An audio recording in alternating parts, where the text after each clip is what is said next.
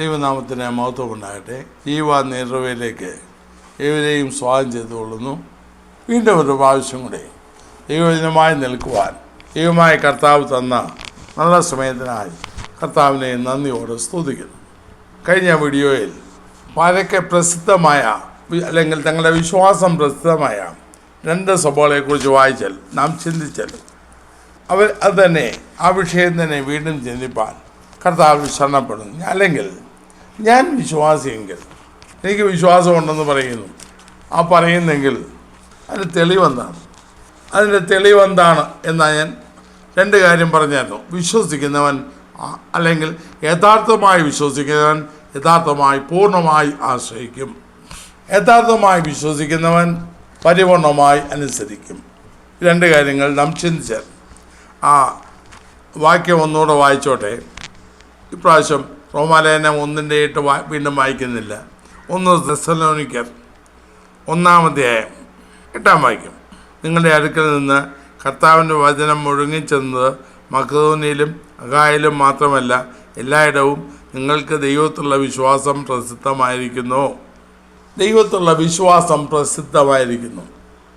വിഗ്രഹങ്ങളെ വണങ്ങി ബിംബാരാധികളായി കഴിഞ്ഞിരുന്ന ഒരു ജനത സുവിശേഷം കേട്ട്, സത്യദൈവത്തെക്കുറിച്ചുള്ള സുവിശേഷം കേട്ട് ആ ദൈവത്തെങ്കിലേക്ക് മടങ്ങി വന്ന് ദൈവവചനപ്രകാരം ജീവിക്കാൻ ആരംഭിച്ചാണല്ലോ തെസ്സലോനിക്ക സഭയായി മാറിയത്. അതിൻ്റെ 9-ാം വാക്യം ഇങ്ങനെ പറയുന്നു. 9-ാം വാക്യം. ഞങ്ങൾക്ക് നിങ്ങളുടെ അടുക്കൽ എങ്ങനെയുള്ള പ്രവേശനം സാധിച്ചു എന്നും ജീവനുള്ള സത്യദൈവത്തെ സേവിപ്പാനും അവൻ മരിച്ചവരുടെ ഇടയിൽ നിന്ന് ഉയർപ്പിച്ച തൻ്റെ പുത്രനും പരിപാലന കോപത്തിൽ നമ്മെ വിടുവിക്കുന്നതുമായ യേശു സ്വർഗത്തിൽ നിന്ന് വരുന്നത് കാത്തിരിപ്പാനും നിങ്ങൾ വിഗ്രഹങ്ങളെ വിട്ട് ദൈവത്തിലേക്ക് എങ്ങനെ തിരിഞ്ഞു വന്നു എന്നും അവർ തന്നെ പറയുന്നു. ഇനി 2-ാം അധ്യായത്തിൻ്റെ 13 1 തെസ്സലോനിക്കർ 2:13 ഞങ്ങൾ പ്രസംഗിച്ച ദൈവവചനം നിങ്ങൾ കേട്ട് മനുഷ്യൻ്റെ വചനമായിട്ടല്ല സാക്ഷാലാകുന്നത് പോലെ ദൈവവചനമായി തന്നെ സ്വീകരിച്ചതിനാൽ ഞങ്ങൾ ദൈവത്തെ ഇടപെടാതെ സ്തുതിക്കുന്നു. വിശ്വസിക്കുന്ന നിങ്ങളിൽ അത് വ്യാപരിച്ചുകൊണ്ടിരിക്കുന്നു. പൗലോസ് 3 ആഴ്ച മാത്രമേ 3 ശബത്ത് മാത്രമേ തെസ്സലോനിക്ക പ്രദേശത്ത് തങ്ങിയുള്ളൂ. അത്രേ അവന് സാധിച്ചുള്ളൂ. ശക്തമായ എതിർപ്പ് അവിടെ ഉണ്ടായി. പൗലോസിനെ അവിടുന്ന് പുറത്താക്കി. ആ 3 ആഴ്ച കൊണ്ട് ഒരു നല്ല സഭ രൂപം കൊണ്ടു. അവരുടെ അനുഭവമാണ് ആ വാക്യങ്ങൾ നാം വായിച്ചത്. അവർ അന്ന് വരെ ദൈവമേ എന്ന് വിളിച്ച് ആരാധിച്ച് ഇരുന്നവയെല്ലാം വിട്ടുകളഞ്ഞ് സത്യദൈവത്തെ സേവിക്കാൻ അവർ തിരിഞ്ഞു വന്നു. തിരിഞ്ഞു വന്നതിൻ്റെ ഫലമായി അവർ, അല്ലെങ്കിൽ 2-ാം അധ്യായത്തിൻ്റെ 13-ാം വാക്യത്തിൽ പറയുന്നത്, ഞങ്ങൾ പ്രസംഗിച്ച ദൈവവചനം നിങ്ങൾ കേട്ടു, മനുഷ്യൻ്റെ വചനമായിട്ടല്ല സാക്ഷാലാകുന്ന പോലെ ദൈവവചനമായി തന്നെ സ്വീകരിച്ചതിനാൽ ഞങ്ങൾ ദൈവത്തെ സ്തുതിക്കുന്നു. വിശ്വസിക്കുന്ന നിങ്ങളിൽ അത് വ്യാപരിച്ചുകൊണ്ടിരിക്കുന്നു, അത് പ്രവർത്തിച്ചുകൊണ്ടിരിക്കുന്നു. അപ്പോൾ അവർ കേട്ട ദൈവവചനം അവരതിനെ ദൈവവചനമായി സ്വീകരിച്ചു. സത്യം മനസ്സിലാക്കുവാൻ അവരുടെ കണ്ണുകൾ തുറക്കപ്പെട്ടു. അങ്ങനെ ചെയ്തപ്പോൾ അവരിലുണ്ടായ മാറ്റം എത്ര വലുത്! യഥാർത്ഥമായി വിശ്വസിക്കുന്ന ഒരുവനിൽ ദൈവവചനം വ്യാപരിച്ചുകൊണ്ടിരിക്കും. ഇന്ന് കേട്ട് മറക്കുന്നവരാണ്. വചനം കേട്ടാൽ അവർ തങ്ങി നിൽക്കുന്നില്ല.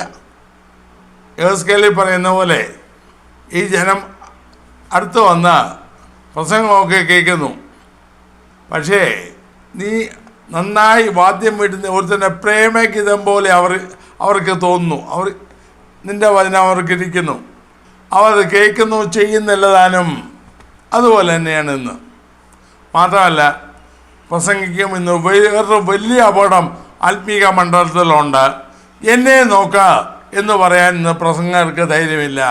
എന്തോ സിദ്ധാന്തം അടിച്ചു വിടുന്നു, തിയറി പറയും. പക്ഷേ എൻ്റെ ജീവിതത്തിൽ കർത്താവ് ഇന്നത് ചെയ്തു എന്ന് പറയാൻ ധൈര്യമില്ല. പറയുന്നവർ നല്ലൊരു ശതമാനം പച്ചക്കള്ളം.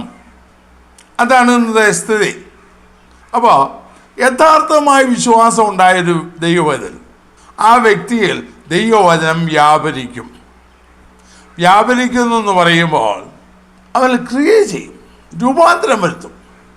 അതിൻ്റെ ഫലമാണ് നാം ഇപ്പോൾ ചിന്തിക്കുന്നത്. ഞാൻ വിശ്വസിച്ചു, അതിൻ്റെ ഫലമായി ഞാൻ യഥാർത്ഥമായി ആശ്രയിക്കുന്നു, അല്ലെങ്കിൽ പൂർണ്ണമായി ആശ്രയിക്കുന്നു.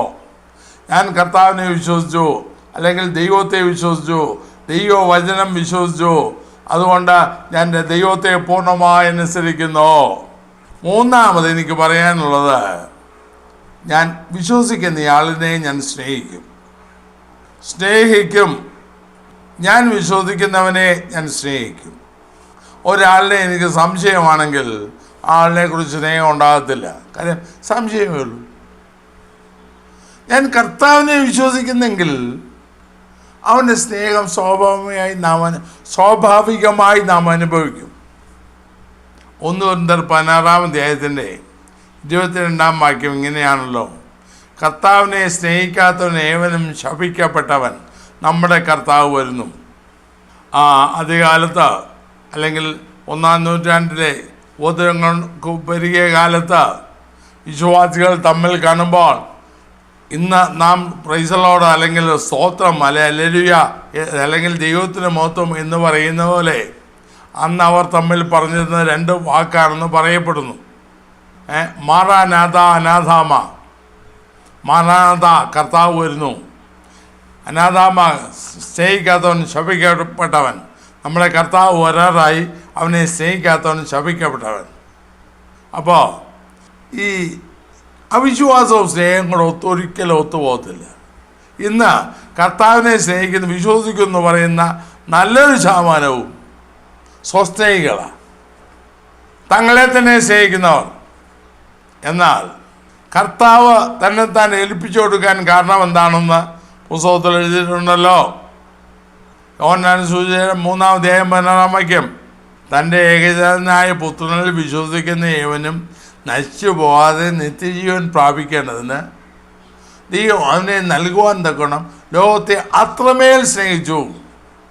സ്നേഹമാണ് കർത്താവിനെ ത്യാഗത്തിലേക്ക് നയിച്ചത്. പുത്രനെ നൽകുവാൻ തക്കണം ദൈവം നമ്മെ സ്നേഹിച്ചു, നശിച്ചു പോകാതിരിക്കാൻ.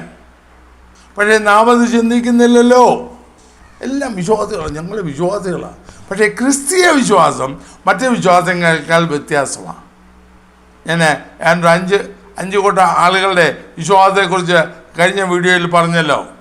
നിൻ്റെ വിശ്വാസം വലുതെന്ന്, ഇങ്ങനെയുള്ള വിശ്വാസം കണ്ടിട്ടില്ലെന്നും ഒക്കെ, ഇത്ര വലിയ വിശ്വാസം കണ്ടിട്ടില്ലെന്നും ഒക്കെ കർത്താവ് പറയുമ്പോൾ, നിനക്ക് നിർവ്യാജ വിശ്വാസം ഉണ്ടായിരുന്നു പറയുമ്പോൾ, വിഗ്രഹങ്ങളിലല്ലോ മനുഷ്യരിലല്ലോ കർത്താവിൽ.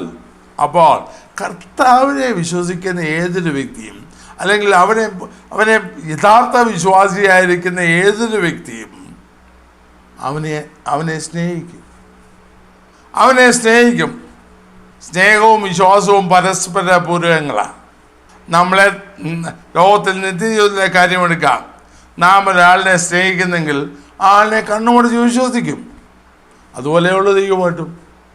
എഫെസ്യ ലേഖനം 5-ാം 1-ാം വാക്യത്തിൽ ഇങ്ങനെ പറയുന്നല്ലോ: ആകയാൽ പ്രിയമക്കൾ എന്ന പോലെ ദൈവത്തെ അനുകരിപ്പിൻ. ക്രിസ്തുവും നിങ്ങളെ സ്നേഹിച്ച് തന്നെത്താൻ ദൈവത്തിന് സൗരഭ്യ വാസനയായ വഴിപാടും യാഗവുമായി അർപ്പിച്ചതുപോലെ സ്നേഹത്തിൽ നടപ്പീൻ. 1-2 വാക്യങ്ങൾ. ക്രിസ്തുവും സ്നേഹിച്ചപ്പോൾ യാഗമായി അർപ്പിച്ചു, അതുപോലെ സ്നേഹത്തിൽ നടപ്പീൻ. അപ്പോൾ വിശ്വസിക്കുന്നവനെ സ്നേഹിക്കും. അവനെക്കുറിച്ച് സംശയം നമ്മുടെ ഹൃദയത്തിൽ ഉണ്ടാകത്തില്ല. അവനെ നാം വെറുക്കത്തില്ല. യോഹന്നാൻ്റെ ലേഖനം വായിച്ചാൽ വിശദമായിട്ട് അതിനെക്കുറിച്ച് പറയുന്നുണ്ടല്ലോ. എങ്ങനെ സ്നേഹിക്കണമെന്നും യോഹന്നാൻ പറയുന്നുണ്ട്. യോഹന്നാൻ ലേഖനം 1-ാം ലേഖനം 3-ാം 12-ാം വാക്യത്തിൽ: കുഞ്ഞുങ്ങളെ, നാം വാക്കിനാലും നാവിനാലുമല്ല പ്രവൃത്തിയിലും സത്യത്തിലും തന്നെ സ്നേഹിക്കുക. കുഞ്ഞുങ്ങളെ, നാം വാക്കിനാലും നാവിനാലുമല്ല പ്രവൃത്തിയിലും സത്യത്തിലും തന്നെ സ്നേഹിക്കുക. അമേരിക്കൻ മോഡലിൽ അല്ലെങ്കിൽ പാശ്ചാത്യ മോഡലിൽ I love you I love you I love you എന്ന് രാവിലെ മുതൽ വൈകുന്നേരം വരെ കർത്താവിനോട് പറഞ്ഞുകൊണ്ടിരുന്നിട്ട് ഒരു കാര്യവുമില്ല. ഒരു കാര്യവുമില്ല. സ്നേഹിക്കുന്ന വ്യക്തി വിശ്വസിക്കും, വിശ്വസിക്കുന്ന വ്യക്തി സ്നേഹിക്കും. കർത്താവിനെ സ്നേഹിക്കുക. എഫെസ്യ ലേഖനത്തിൽ വേറൊരർത്ഥത്തിൽ പറഞ്ഞിരിക്കുന്നത് 6-ാം അധ്യായത്തിൽ ഒരു നല്ല വാക്ക്, എനിക്ക് വളരെ ഇഷ്ടമുള്ള ഒരു വാക്ക്. എഫെസ്യ ലേഖനം 6-ാം അധ്യായം 24-ാം വാക്യം. നമ്മുടെ കർത്താവായ യേശു ക്രിസ്തുവിനെ അക്ഷയമായി സ്നേഹിക്കുന്ന എല്ലാവരോടും കൂടെ കൃപ ഇരിക്കുമാറാകട്ടെ. നമ്മുടെ കർത്താവായ യേശു ക്രിസ്തുവിനെ അക്ഷയമായി സ്നേഹിക്കുന്ന, അക്ഷയമായി സ്നേഹിക്കണമെങ്കിൽ അക്ഷയമായി വിശ്വസിക്കണം. ക്ഷയമില്ലാത്ത സ്നേഹം അല്ലെങ്കിൽ പരിപൂർണ സ്നേഹം, വാക്കുകൊണ്ടുള്ള സ്നേഹമല്ല. പൂർണ്ണമായി നമ്മൾ മുൻ വീഡിയോയിൽ ചിന്തിച്ച പോലെ, അല്ലെങ്കിൽ മുൻ വീഡിയോകളിൽ ചിന്തിച്ച പോലെ വിശ്വാസ ജീവിതം പരിത്യാഗത്തിൻ്റെ ജീവിതമാണ്. അപ്പോൾ കർത്താവിനെ വിശ്വസിക്കുന്നെങ്കിൽ, പൂർണ്ണമായി വിശ്വസിക്കുന്നെങ്കിൽ കർത്താവിന് വേണ്ടി എന്തും ചെയ്യിക്കാൻ നമുക്ക് ബുദ്ധിമുട്ടില്ല. അവരുടെ സ്നേഹം നമ്മെ നിർബന്ധിക്കുന്നു, അവരുടെ സ്നേഹം നമ്മെ നിറയ്ക്കുന്നു. നമ്മൾ ദൈവത്തിൻ്റെ സ്നേഹത്തെക്കുറിച്ച് പറഞ്ഞു, നമ്മെ സ്നേഹിക്കണം. പക്ഷേ നമുക്ക് മറ്റുള്ളവരെയോ എന്നിൽ മാത്രം ഒതുങ്ങുന്നതല്ലല്ലോ സ്നേഹം.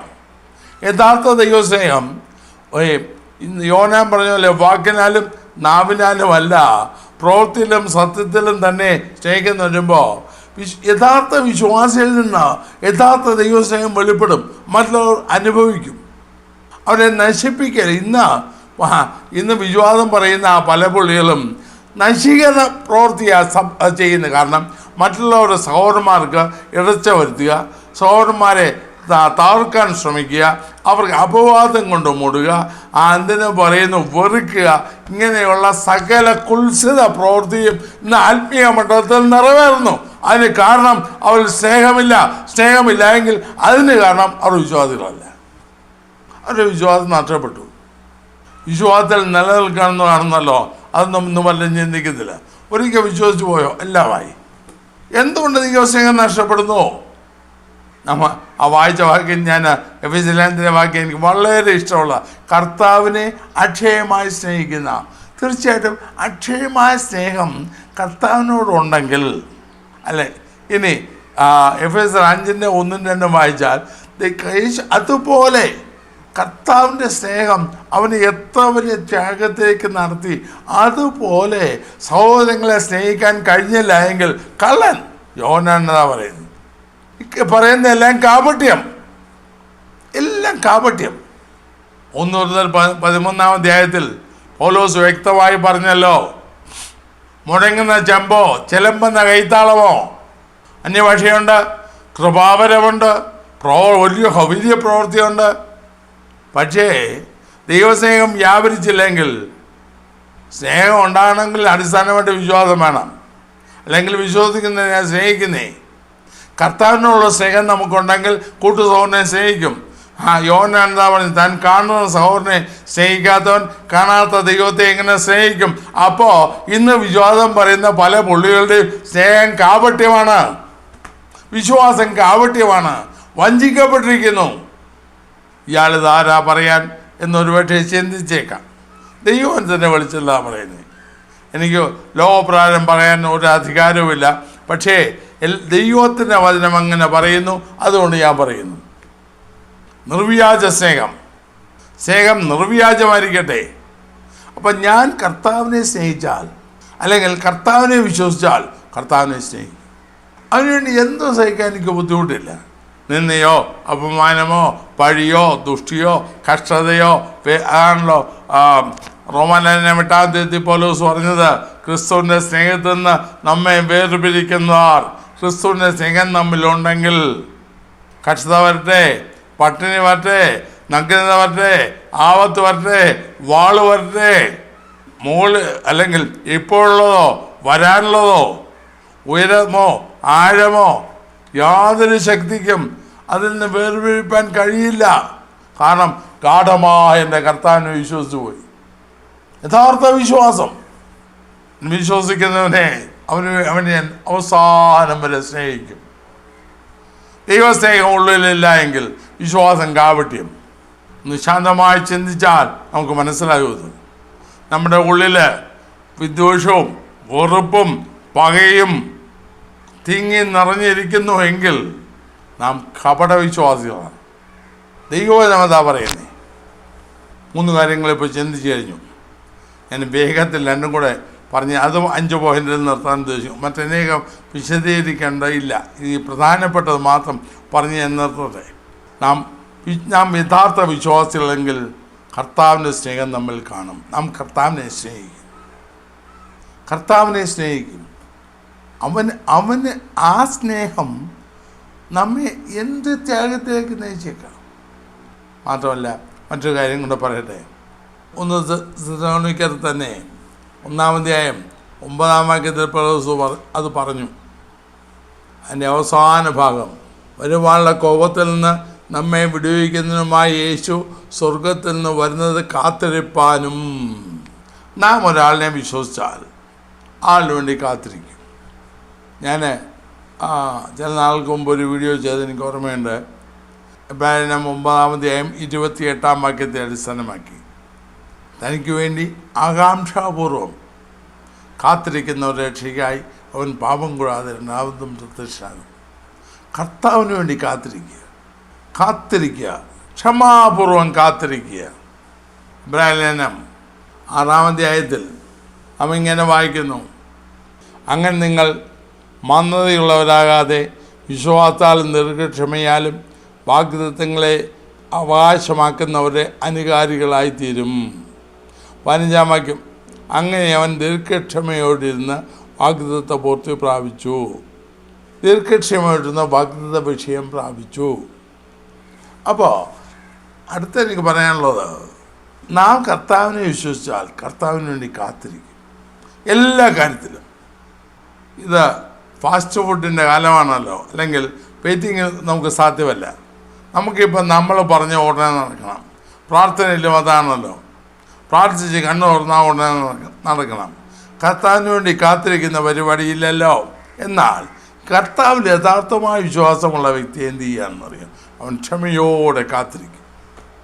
അബ്രഹാം ദൈവത്തെ വിശ്വസിച്ചു, അവൻ കാത്തിരുന്നു. ആശയ്ക്ക് വിരോധമായ ആശയോടെ ദൈവ വാഗ്ദത്തങ്ങളെ വിശ്വസിച്ച ദൈവസ്ഥൽ കാത്തിരുന്നു. അപ്പോൾ നമുക്ക് വിശ്വാസമുണ്ടെങ്കിൽ നാം കാത്തിരിക്കും. അതിന് നമുക്കൊരു ബുദ്ധിമുട്ടും ഉണ്ടാകത്തില്ല. കാത്തിരുന്നാൽ ഞാൻ ഇങ്ങനെ വെയിറ്റ് ചെയ്താൽ അവസാനം അക്കടിയാകുമോ, ആ ചിന്തയില്ല. താൻ കാത്തിരിക്കും. മാത്രമല്ല, ഞാൻ വേഗത്തിലങ്ങ് പറഞ്ഞു വിടുകയാണ്. അതും തെസ്സലോനിക്കർ ലേഖനത്തിൽ പറഞ്ഞിരിക്കുന്ന പ്രധാനപ്പെട്ട ഒരു കാര്യമാണ്. 1 തെസ്സലോനിക്കർ 1:6.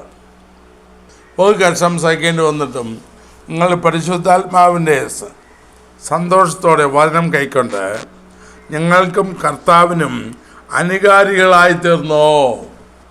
5-ാമത് എനിക്ക് പറയാനുള്ളത്, നാം ക്രിസ്തുവിനെ അനുകരിക്കും. നാം കർത്താവിൽ വിശ്വസിച്ചാൽ അവനെ അനുകരിക്കും. ഇവിടെ തെസ്സലോനിക്കയിലെ സഭ അനുകരിച്ചു. ആരെ? എല്ലാവരെയും അല്ല. ഇന്ന് അനുകരണം ഒരു വലിയ രോഗമായി പടർന്നല്ലോ. ആകാത്തതെല്ലാം അനുകരിക്കാൻ നാം മുന്നിലാണ്.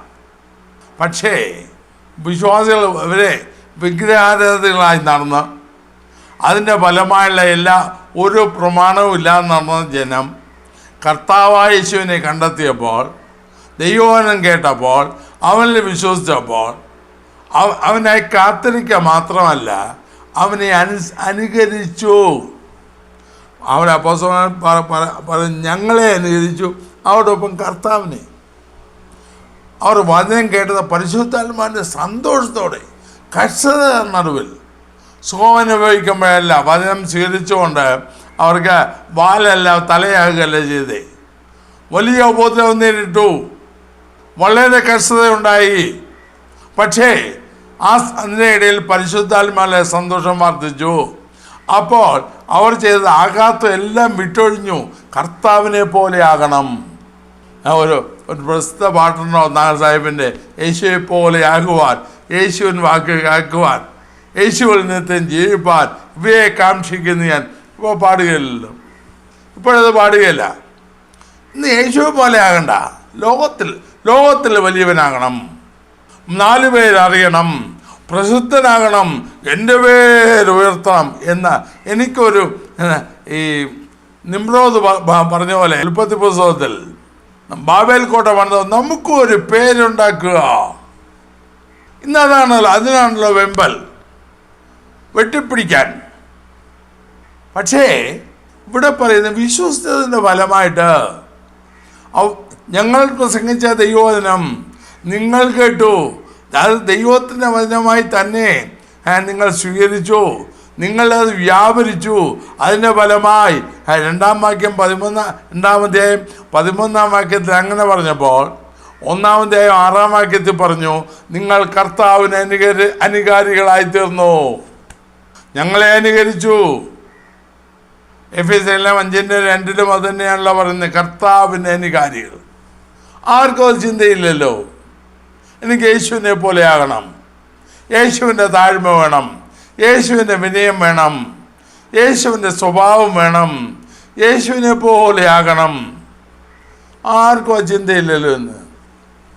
പിശാച് തന്ത്രപരമായിട്ട് ആളുകളെ കയ്യിലെടുത്ത് കർത്താവേശുവിൻ്റെ നാമം ഇഷ്ടംപോലെ പറഞ്ഞ് വൃഥായി എടുപ്പിച്ച് ഇതിനെല്ലാം കണക്കൊടുക്കണമെന്നുള്ള ചിന്ത പോലും ഇല്ലാതെ വൃഥായി എടുപ്പിച്ച് അവൻ്റെ നാമം ഉപയോഗിച്ച് തങ്ങളെ തന്നെ വലുതാക്കാൻ ശ്രമിക്കുന്ന, അതിനെ ഉദ്ദീപിക്കുന്ന കാലഘട്ടത്തിലാണ് നാം ജീവിക്കുന്നത്.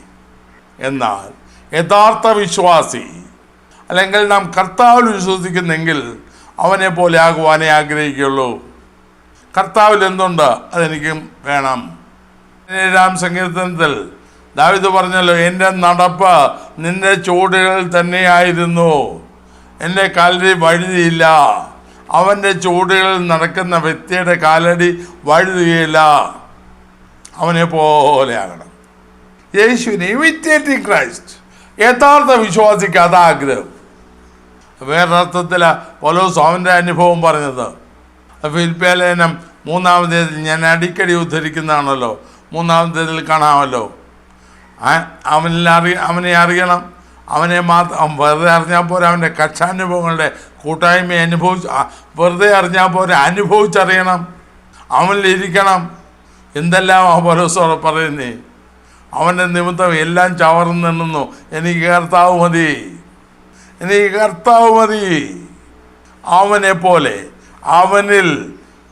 എത്ര ഭാഗ്യകരമായ ജീവിതമാണ്. അപ്പോൾ യഥാർത്ഥ വിശ്വാസി കർത്താവിനെ നീതി. തെസ്സലോനിക്കയിലെ വിശ്വാസികൾ അതിന് തെളിവാണ്.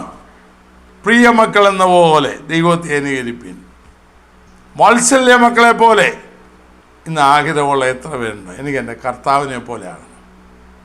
കൊച്ചുമേശി പണ്ട് പാടി, ഇന്ന് പാടുന്നത് പാടുത്തത പോലെ ശരീരം അനങ്ങാത്ത പരുവത്തിൽ കൊണ്ടിരിക്കുമ്പോഴേ പാടുകയുള്ളല്ലോ. അതും വിശ്വസിച്ചുകൊണ്ടൊന്നുമല്ല. കഷ്ടശ്രമേറി വന്നാൽ ഭാഗ്യവാനായി തീരുന്നു ഞാൻ, കക്ഷമേറ്റ കർത്താവോട് കൂട്ടാളിയായി തീരുന്നു ഞാൻ. പാടാൻ ധൈര്യമുണ്ടോ? പാടും. ആവശ്യമില്ലാത്ത രംഗത്ത്, അത് ജീവിതത്തിൽ അനുഭവത്തിൽ പാടത്തില്ല. ഞാൻ കഷ്ടം സഹിച്ചാൽ, നേരായി ജീവിച്ചിട്ട് ഞാൻ കഷ്ടം സഹിച്ചാൽ എൻ്റെ കർത്താവിനെ അനുകരിക്കുകയാണെന്ന് പറയാൻ ധൈര്യമില്ലല്ലോ. ആ കഷ്ടത ഉണ്ടാകില്ലെന്നല്ലേ പറയുന്നേ. അപ്പോൾ കർത്താവിനെ അനുകരിക്കുന്നു ഞാൻ. അപ്പോൾ അത് ഒന്നുകൂടെ ഉദ്ധരിക്കാം. ഞാൻ യഥാർത്ഥമായി വിശ്വസിക്കുന്നെങ്കിൽ, അല്ലെങ്കിൽ കർത്താവിനെ, ദൈവവചനത്തെ ഞാൻ യഥാർത്ഥമായി വിശ്വസിക്കുന്നുവെങ്കിൽ, വാസ്തവമായി വിശ്വസിക്കുന്നുവെങ്കിൽ, ഞാൻ പൂർണ്ണമായി അവനിൽ ആശ്രയിക്കും. ഞാൻ പൂർണ്ണമായി എൻ്റെ കർത്താവിനെ അനുസരിക്കും. എനിക്ക് കോട്ടമായാലും, എനിക്ക് നേട്ടമുണ്ടാക്കാനില്ല, കോട്ടമായാലും എൻ്റെ കർത്താവിനെ അനുസരിക്കും.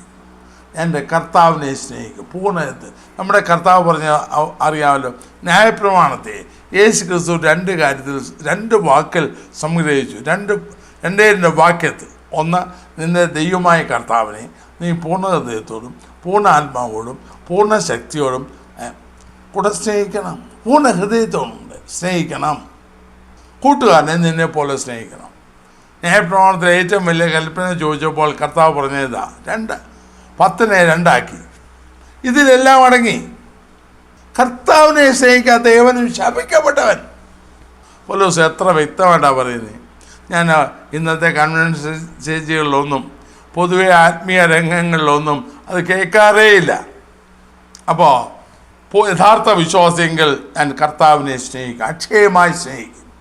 ഞാൻ യഥാർത്ഥ വിശ്വാസിയെങ്കിൽ എത്ര നാൾ വേണമെങ്കിലും എൻ്റെ കർത്താവിനായി കാത്തിരിക്കും. ഒരു ബുദ്ധിമുട്ടും ഉണ്ടാകത്തില്ല. ആശയ്ക്ക് വിരുദ്ധമായി ആശയോടെ സാഹചര്യങ്ങളെല്ലാം പ്രതികൂലമായാലും കർത്താവിനായി കാത്തിരിക്കും. സങ്കീർത്തനക്കാരൻ പറഞ്ഞ പോലെ ഉഷസ്സിനായി കാത്തിരിക്കുന്നതിനേക്കാൾ ഞങ്ങൾ ഹൃദയം യഹോവയ്ക്കായി കാത്തിരിക്കുന്നു, കർത്താവിനായി. ആ പാസങ്ങളിൽ പറഞ്ഞു, ഞാൻ യഹോവയ്ക്കായി കാത്തിരുന്നു. ആ അനുഭവം ഇന്നില്ലല്ലോ. ഞാൻ പറയട്ടെ, ഞാൻ വിശ്വസിക്കുന്നെങ്കിൽ ദൈവത്തെ വിശ്വസിക്കുന്നെങ്കിൽ എൻ്റെ ദൈവത്തിനായി കാത്തിരിക്കും. അങ്ങനെയുള്ള ഒരു തലമുറ ഉണ്ടായിരുന്നു.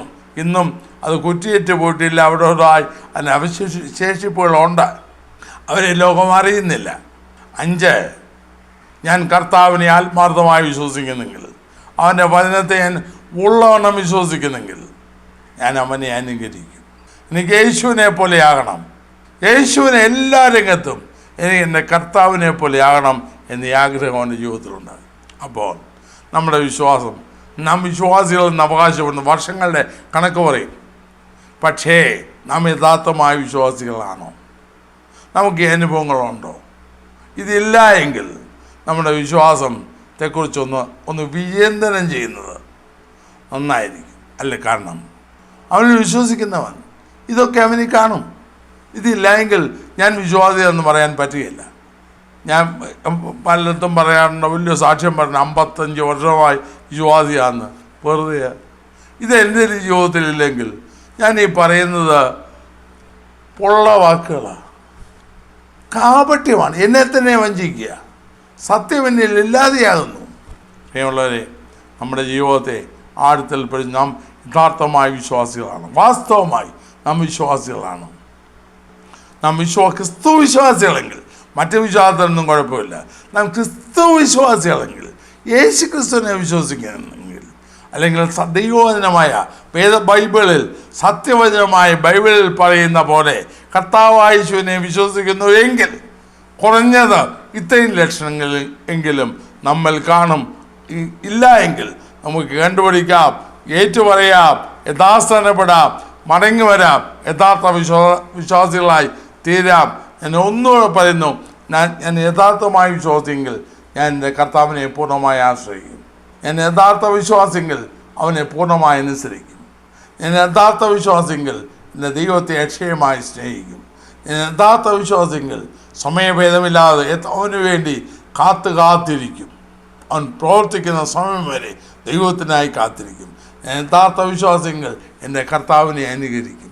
ഈ നാളുകൾ ഈ അനുഭവം കർത്താവ് നമുക്ക് ഉണ്ടാകുവാൻ കർത്താവ് സഹായിക്കട്ടെ. നമുക്ക് പ്രാർത്ഥിക്കാം. കർത്താവേ, സ്നേഹവനായ സ്വർഗീയ പിതാവേ, ഞാൻ യഥാർത്ഥ വിശ്വാസിയെങ്കിൽ എന്നിൽ എന്ത് ഉണ്ടായിരിക്കുമെന്ന് അല്പമായി ചിന്തിപ്പാണ്ടയായല്ലോ. കഴിഞ്ഞ വീഡിയോയിലും ഈ വീഡിയോയിലും അത് വിശദമായി ചിന്തിപ്പാൻ ഞങ്ങളെ സഹായിച്ചതിനായി സ്തോത്രം.